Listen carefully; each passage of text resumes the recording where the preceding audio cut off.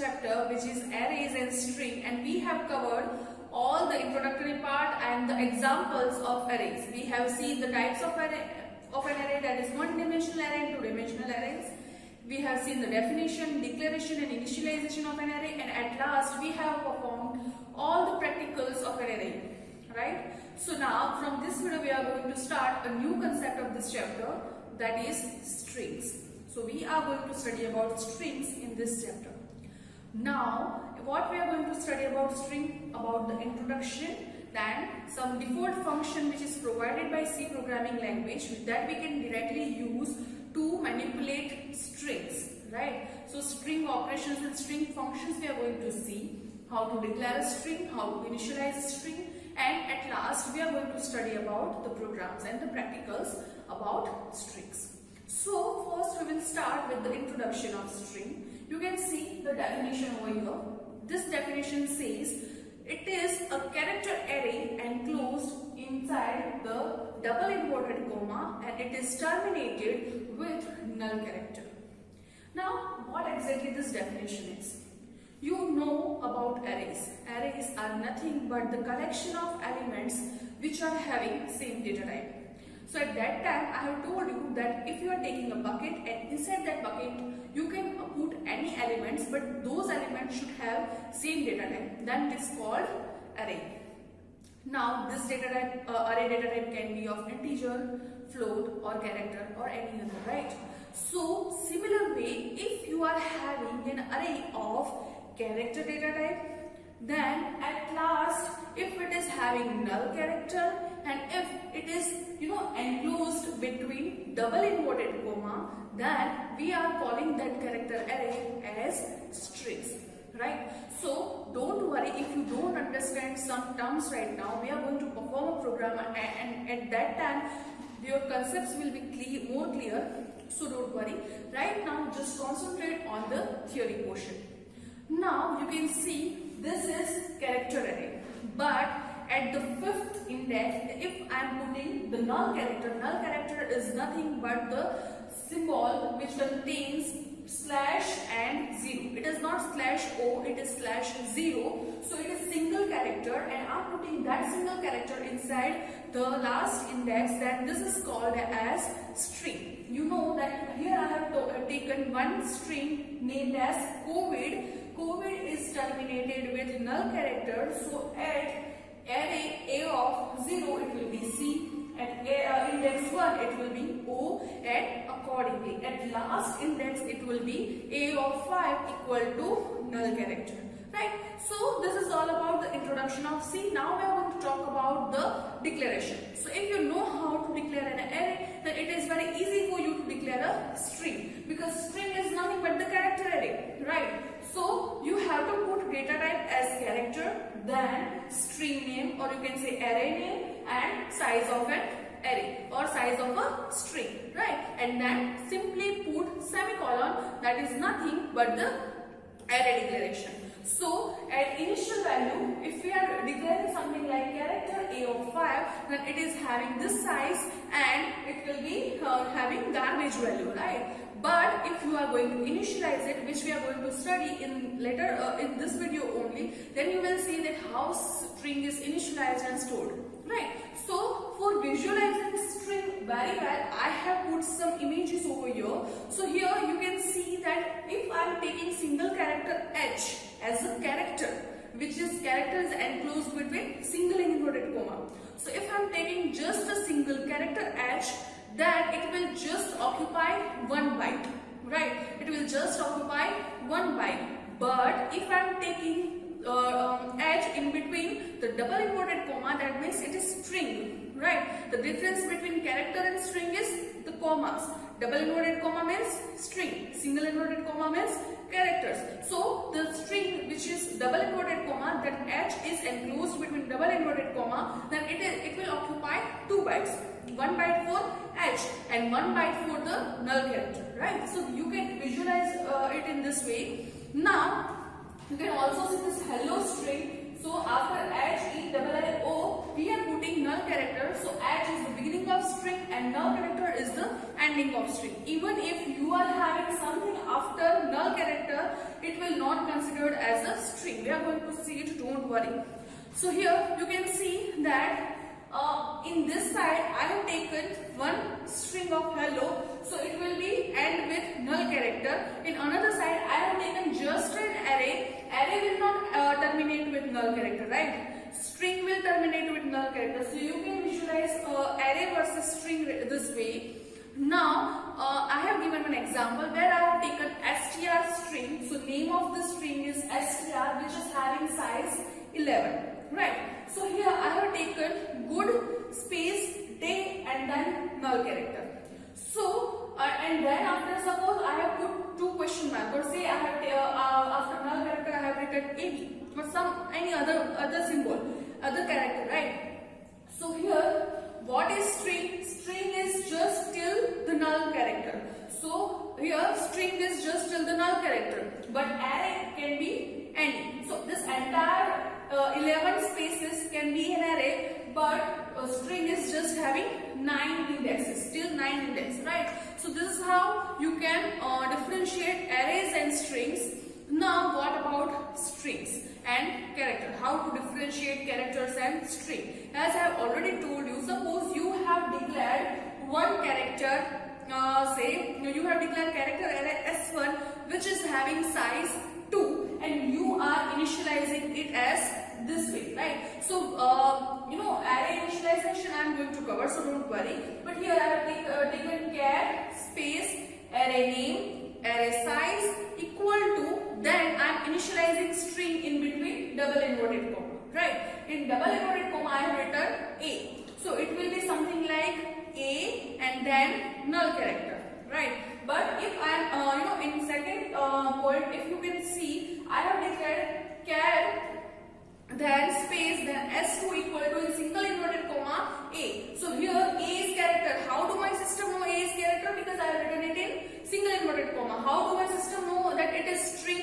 Because the previous A was written in double inverted comma, right?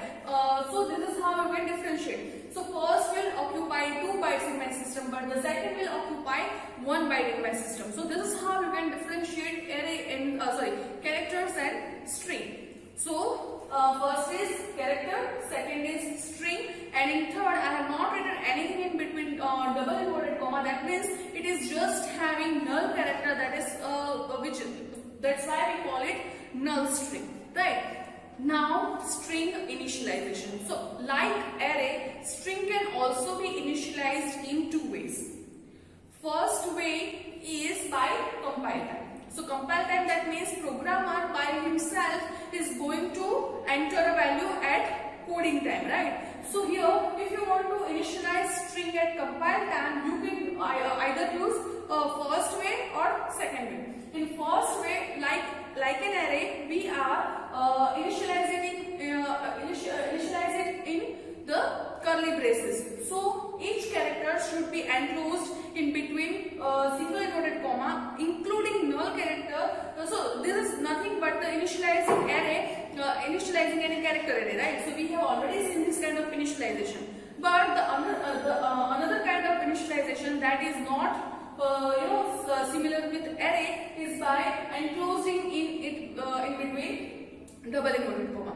So you can either initialize it in this way or this way. So COVID can be initialized either by separating each character with single inverted comma, or you can also write the entire string in between double inverted comma. But make sure that you know the difference, that if you are using first method, you have to mention null character over there, but if you are using second method, you don't need to mention null character over there, right? So this is all about the compile time initialization.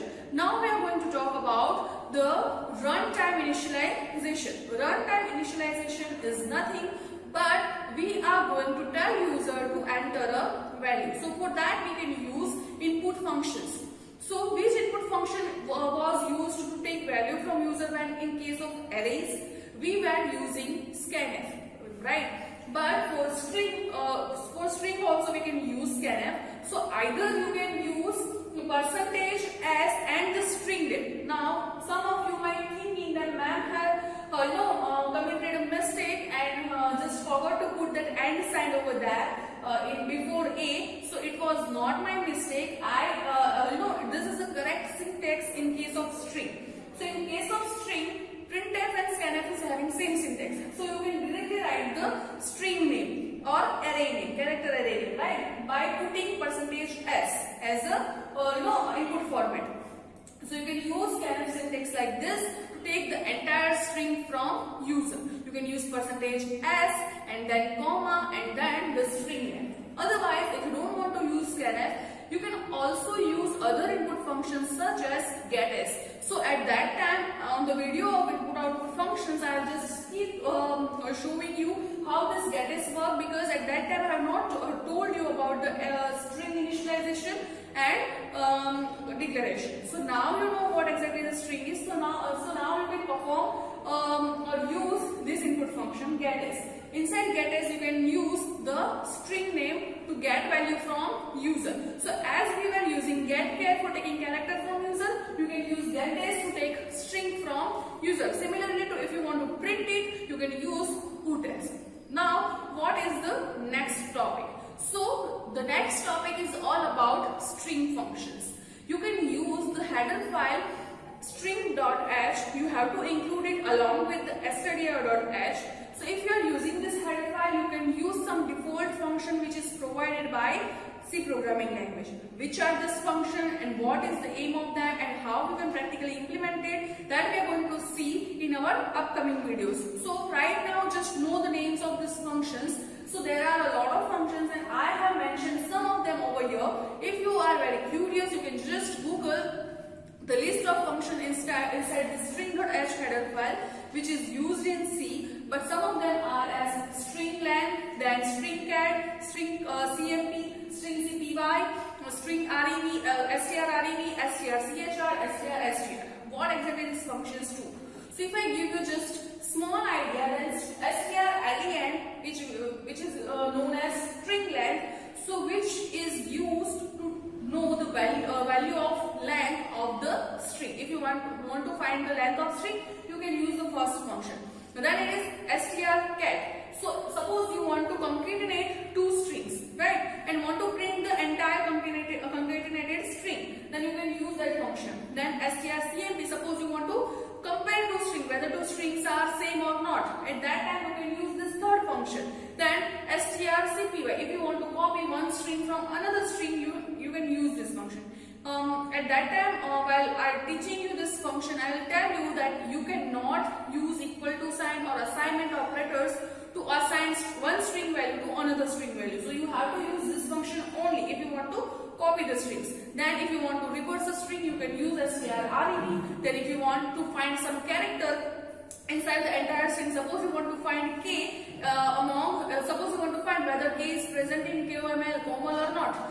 At that time you can use the second last function, and suppose you want to find some substring inside your entire string. Suppose you want to find good in the entire string good morning, then you can use str.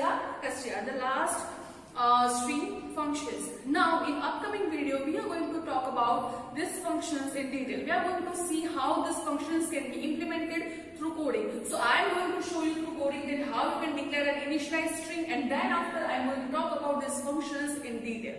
So I hope you enjoyed this concept and understand the topic which I have covered in this video, and if you have any doubt you can comment below the comment section.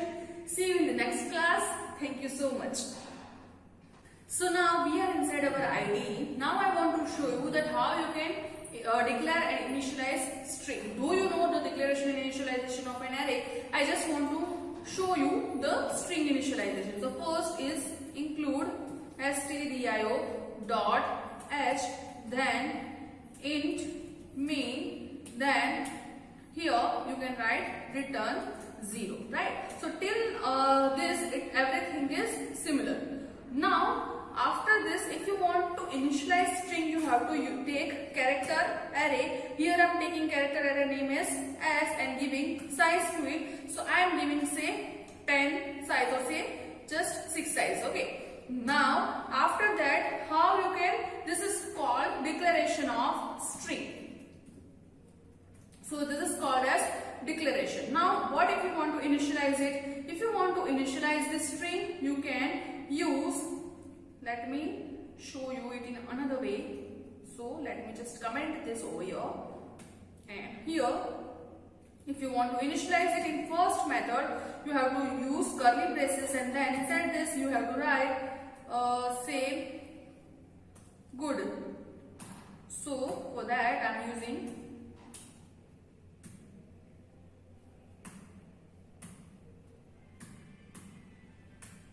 okay, but as it is string, you have to write last character as /0. Okay, so this is nothing but the null character. Now this is called as string initialization. Now what if I want to print it? I can directly write printf, then %s, then the string name. So here you can write a also. When it was okay, scanf we will cover it next topic.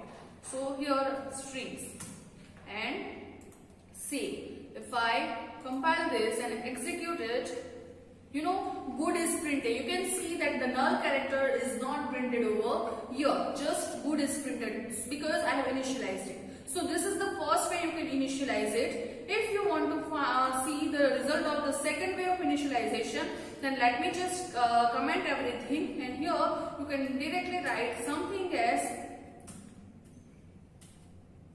equal to in double inverted comma good. Okay, so you can also do something like this. Save the program, compile it and run it. You can see good is printed over the screen. So this is how you can initialize the string and compile that. Now what if you want to initialize the string at runtime? So you cannot put this over here because it is runtime. You have to take value from user. So first way, you all are aware about scanf, so that's why I am using scanf first. So inside this you can write %s and then a. So this is the different between arrays and strings, that while using scanf you have to put an a and keyword for each of the variables, but for string it is okay if you are not using. So the scanf and printf syntaxes are similar for strings. So first I have taken value from user, and then I am printing printf user has entered the value. Now you can print it.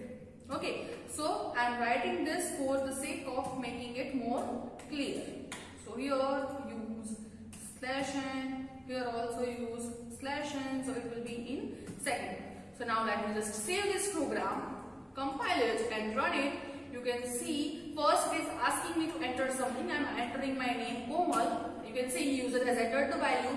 Now you can print it and Komal is printed. So this is how you can use the code. This is how you can use this code to take value from user, that is runtime initialization, and then to print those value on screen. Now what are some other ways other than this? You can also use getIs function get is input output function in which you have to pass the name of an array or string. So I am simply passing a. So because of this function, user will be able to enter a name. So here again save it, compile it and run it. Here I am using Komal. So again I am getting the same output. Let me show you the code over here. So this is how you can use getAs. Now instead of this print, you can also use putAs by just writing string name over there. So instead of this, I can write this, save the program, compile it and run it. Now let me just add some another string, that is pps, and you can see the output over here. We are getting the same output. So I am just showing you the options that can be used. Even if instead of this printf you can write, let me just show you putAs. So if I am writing this over here, and let me just copy it and pasted it over here.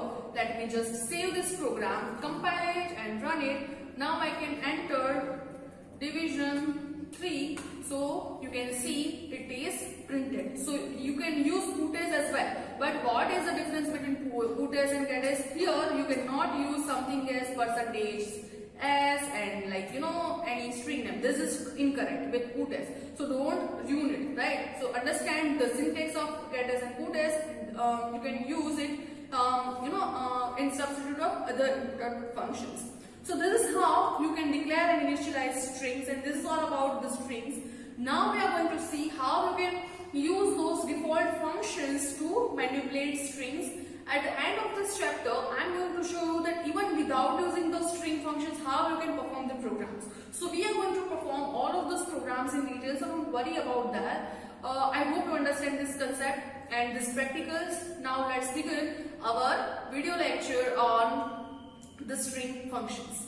Hope you enjoyed this class. See you in the next class. Thank you so much.